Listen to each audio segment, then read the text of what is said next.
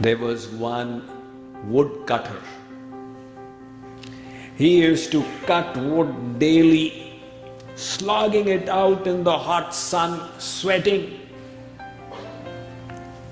The same company employed another woodcutter as well. The second woodcutter used to cut more than the first. As a result of that, after 1 year, the company increased his salary. The first woodcutter complained, "I have been working so long in this organization, and you have increased his salary more than mine." They said, "Look, we are production oriented. He is cutting double the trees that you are cutting. You also increase your performance, we'll increase your salary more than his." So he tried harder and harder, but he was not able to increase his production. So he went to them and said, "How does he cut so many trees?" They said, "Why don't you ask him?" He went and asked the second lumberjack, "How do you do it?" That lumberjack said, "Every time I cut a tree, I take a 5-minute break in which I sharpen my saw." "Do you sharpen your saw?" The other one, first one said, "No, I just keep hitting and hitting and hitting." Said, "That is the mistake. You need to sharpen your saw."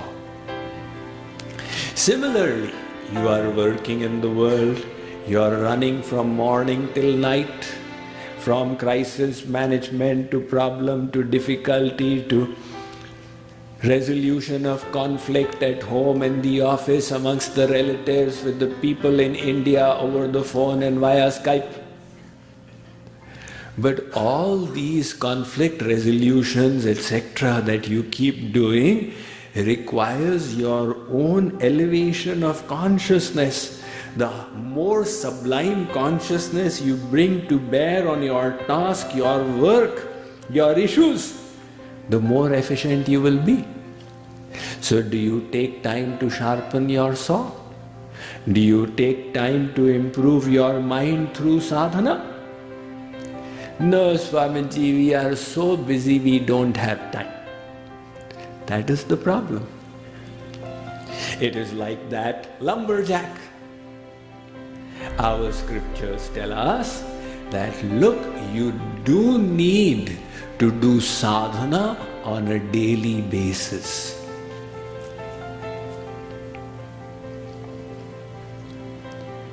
Just like you exercise.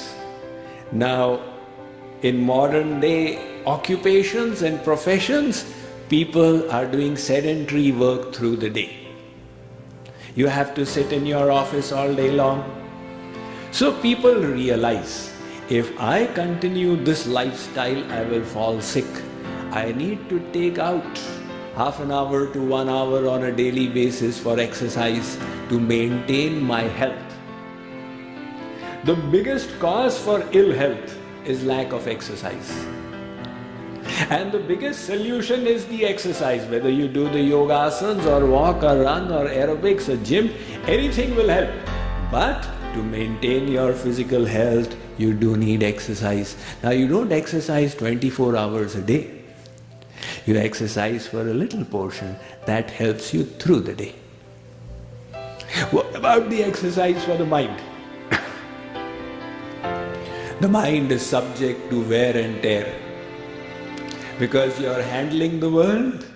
That is why the attachment, the hatred, the hankering, the aversion, the distraction, all this is going to happen when you live in the world. Now, for some time, you need to enhance the quality of your mind and thoughts. Otherwise, then you will say, "Why are bad thoughts coming to me always?" Because you are not endeavoring to purify the mind. So simple. Lord Krishna says in the Bhagavad Gita, "Vivikta sevi laghvashi," do sadhana in isolation. Even the Bible says, when thou prayest, enter thy closet and lock thy door. What is the idea of that? The world should not be able to distract you. That is isolation. Even if 50 people are sitting for sadhana and the world is not distracting, that is isolation. You have heard from me in the past the example of milk and water. If you take milk and pour it in water, it will mix in the water. The milk does not have the strength to maintain its undiluted entity when it is in association with water. Now you do something to the milk. Keep it separate from the water.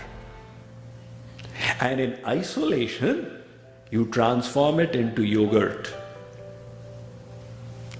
Now churn the yogurt and extract butter. This butter is now immiscible. It will sit on the water and float. It will challenge the water, Mr. Water, you can do nothing to me now. As long as I was milk, you would dilute my concentration. People would throw me away in Indian restaurants. Waiter, kaisa doodh laaye ho, isme pani mila hua hai, le jao isko.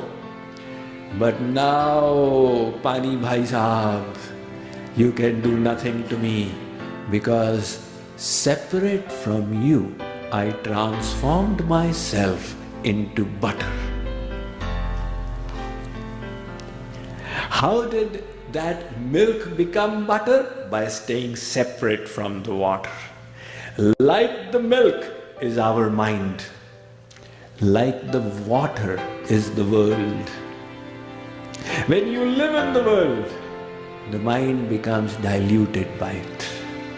And if you wish to make it immiscible, for some time you keep the world away.